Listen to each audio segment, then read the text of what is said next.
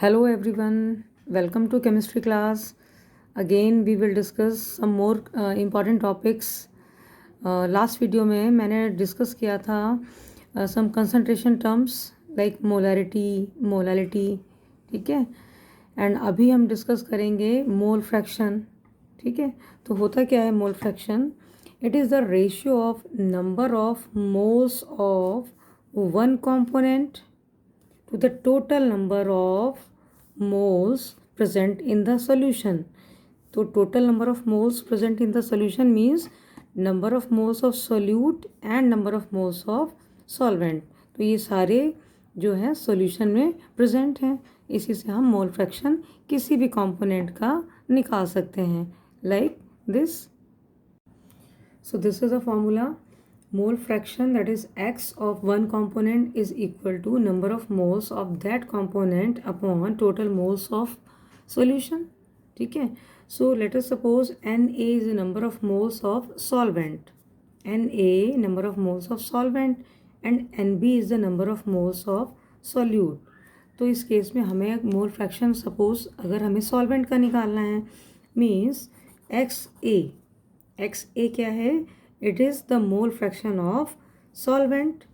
So XA is equal to Na means number of moles of solvent upon total moles present in solution.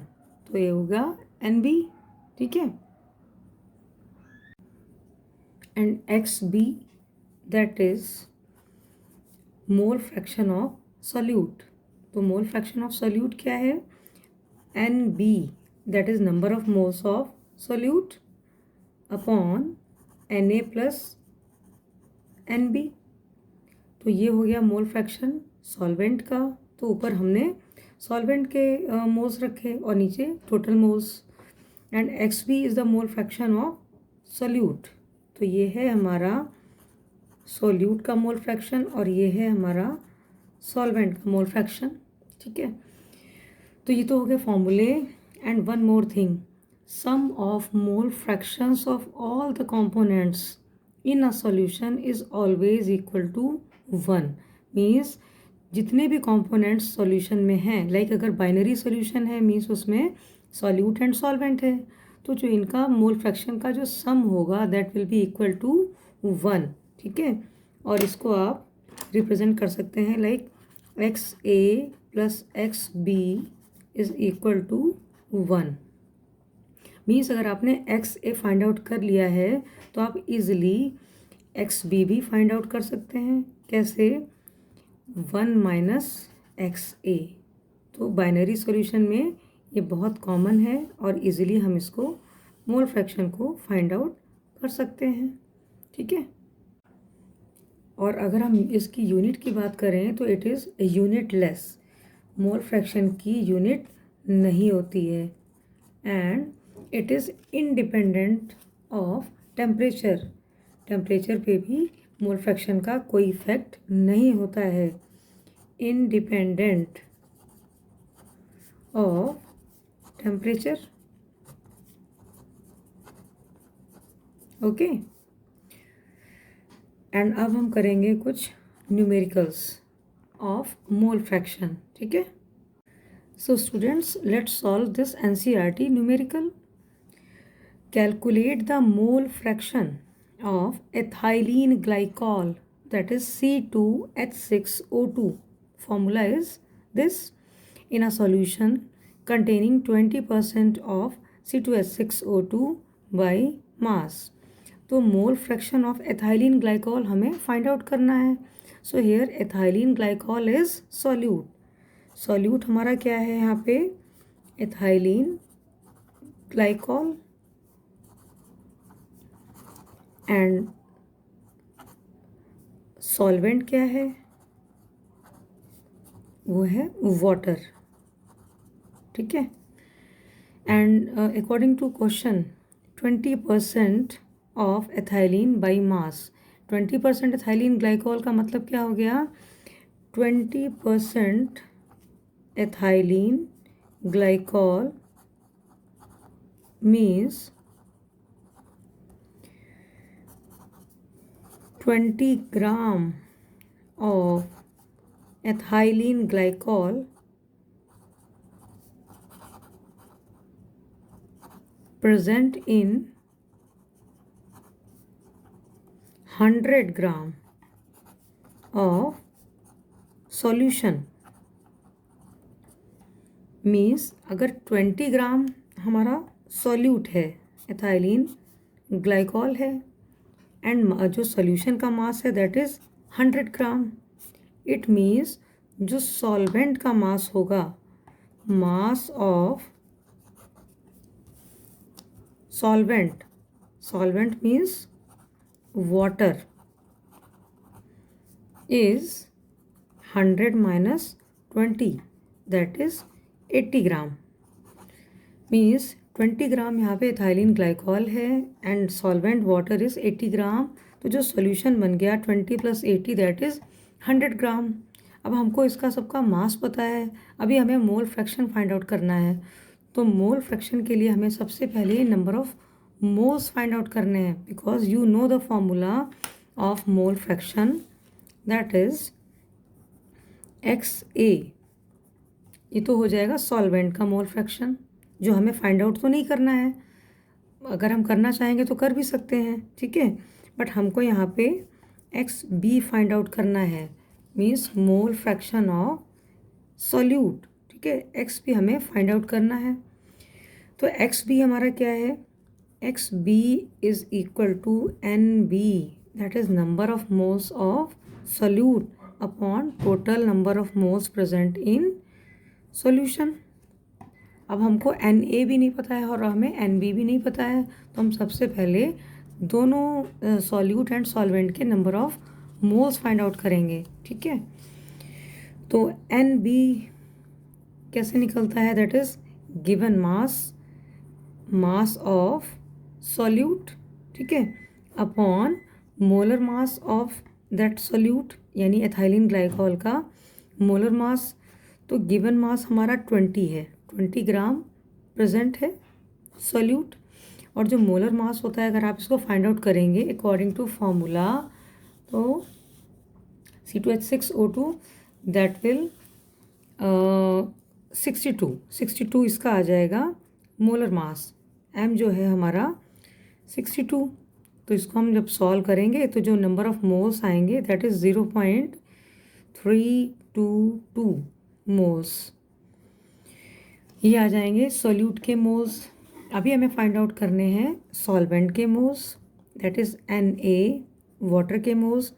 Water का मास कितना है, M/M, M is given mass जो है 80 ग्राम, और water का molar mass सभी को पता है 18, इसको हम डिवाइड कर देंगे 18, दिस इज ग्राम पर मोल, ग्राम कैंसिल हो जाएगा और बचेंगे हमारे पास मोल्स, ये आ जाएंगे 4.444 मोल्स। अभी हमारे पास Na भी है और Nb भी है, अब हम XB इजीली फाइंड आउट कर सकते हैं, ठीक है।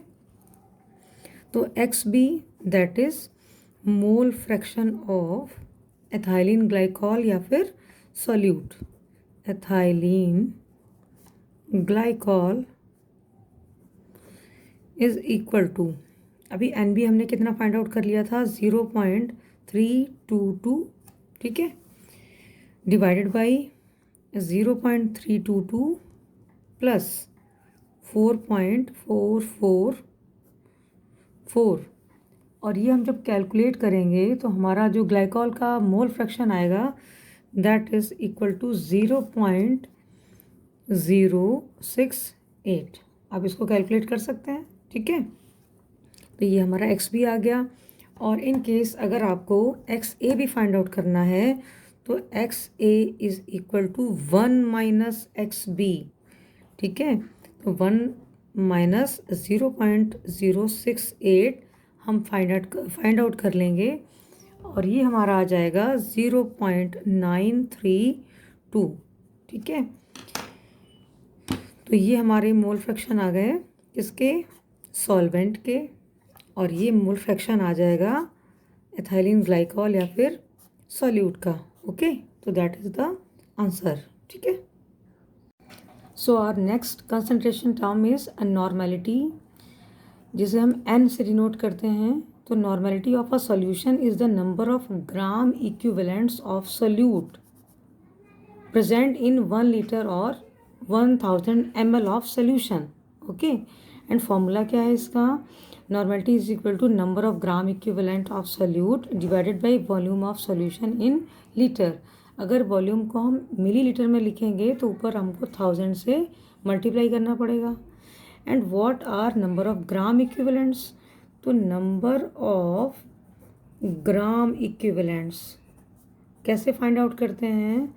तो mass of solute divided by equivalent mass. ठीक है, तो पहले हम जब number of moles find out करते थे तो मास अपॉन मोलर मास। अब मोलर मास की जगह इक्विवेलेंट मास निकालेंगे तो हमें नंबर ऑफ ग्राम इक्विवेलेंट पता लग जाएगा। एंड रिलेशन क्या होता है इक्विवेलेंट मास और मोलर मास का? तो equivalent mass is equal to molar mass upon acidity और बेसिसिटी। अगर कोई एसिड है तो उसकी बेसिसिटी हम ले लेते हैं, और अगर कोई बेस है तो बेस की एसिडिटी लेके हम मोलर मास को डिवाइड कर देंगे। ठीक है, तो you will get equivalent mass. Okay, तो एसिडिटी और बेसिसिटी क्या होती है बेटा? एसिडिटी हमेशा बेस की और बेसिसिटी हमेशा एसिड की। तो suppose acidity of NaOH acidity है तो बेस की होगी। ठीक है, वो क्या होगी? तो जितने नंबर ऑफ हाइड्रोक्सिल आयंस ये फर्निश करेगा बेस, उतनी ही उस बेस की एसिडिटी होती है। तो यहाँ पे 1 हाइड्रोक्सिल आयन है तो एसिडिटी इसकी 1 हो जाएगी। सपोज यहाँ पे अगर बेस कोई होता like CaOH whole twice, means यहाँ पे 2 हाइड्रोक्सिल आयन है तो इसकी एसिडिटी 2 हो जाएगी। अब बात करते हैं हम बेसिसिटी की। Basicity of acid, suppose HCl is the acid, तो यहाँ पे सिर्फ 1 हाइड्रोजन आयन होगा तो उसकी बेसिसिटी HCl की हो जाएगी 1। और सपोज कोई बेस जो कोई एसिड है लाइक H2SO4 है, ठीक है, डाई बेसिक एसिड है, तो बेसिसिटी इसकी क्या हो जाएगी? हो जाएगी 2, because this will furnish 2 hydrogen ions. तो जितने नंबर ऑफ हाइड्रोजन आयंस होते हैं किसी भी एसिड में वो उस एसिड की बेसिसिटी होती है, और जितने नंबर ऑफ हाइड्रोक्सिल आयंस होते हैं किसी भी बेस में वो उस बेस की एसिडिटी होती है। तो उस नंबर से हम डिवाइड करके equivalent mass easily find out कर सकते हैं। एंड वन मोर, एक शॉर्टकट फॉर्मूला है। अगर आपको किसी सॉल्यूशन की मोलैरिटी पता है, ठीक है, मे बी वो एसिड हो बेस हो, ठीक है, उसकी अगर मोलैरिटी पता है तो you can easily find out normality also. तो normality is equal to molarity into basicity of acid और एसिडिटी ऑफ बेस। ठीक है, और you can also write N is equal to M into B और A। तो इससे हम molarity के साथ साथ नॉर्मेलिटी भी फाइंड आउट कर सकते हैं। ठीक है, अब हम इसका एक न्यूमेरिकल सॉल्व कर लेते हैं। ओके, अच्छा, न्यूमेरिकल से पहले इसकी यूनिट भी देख लेते हैं। तो unit of normality is equal to gram equivalent per litre. Gram equivalent per litre, molarity में मोल पर लीटर था और नॉर्मेलिटी में gram equivalent per litre. And it depends on temperature just like molarity. Okay, ये depend करती है। So this is the numerical based on normality. तो calculate the normality of solution containing 31.5 gram of hydrated oxalic acid in 1250 1250 ml of solution. तो formula क्या है hydrated oxalic acid का, COOH dot 2H2। तो इसका हमें नॉर्मेलिटी फाइंड आउट करनी है। तो नॉर्मेलिटी का फॉर्मूला क्या है, normality is equal to number of gram equivalent of solute divided by volume of solution in ml, because ml है तो ऊपर हमें 1000 से मल्टीप्लाई करना होगा। ठीक है, अभी नंबर ऑफ ग्राम इक्विवेलेंट कैसे फाइंड आउट करना है, उसके लिए तो number of gram equivalent is equal to mass upon equivalent mass. Hydrated oxalic acid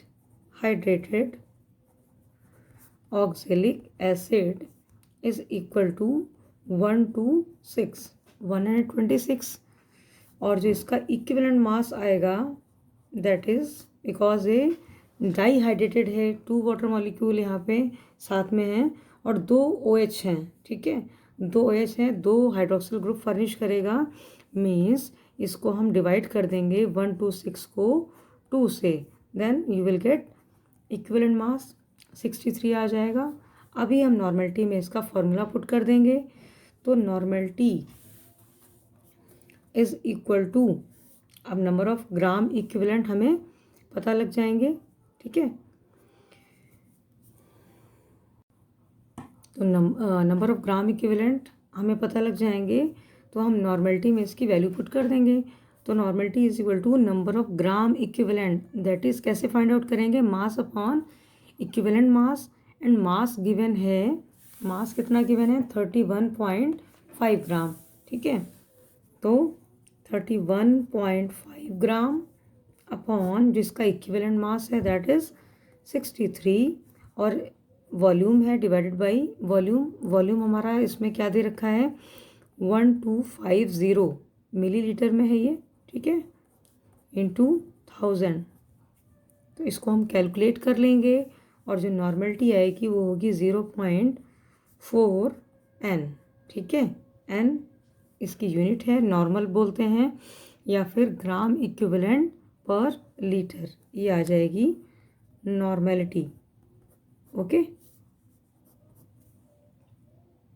okay, तो बच्चों अगर आपको ये वीडियोस समझ में आ रहे हैं, टॉपिक्स आपके क्लियर हो रहे हो, तो प्लीज़ वीडियो को लाइक करें, शेयर करें and also subscribe my channel. Thank you for watching.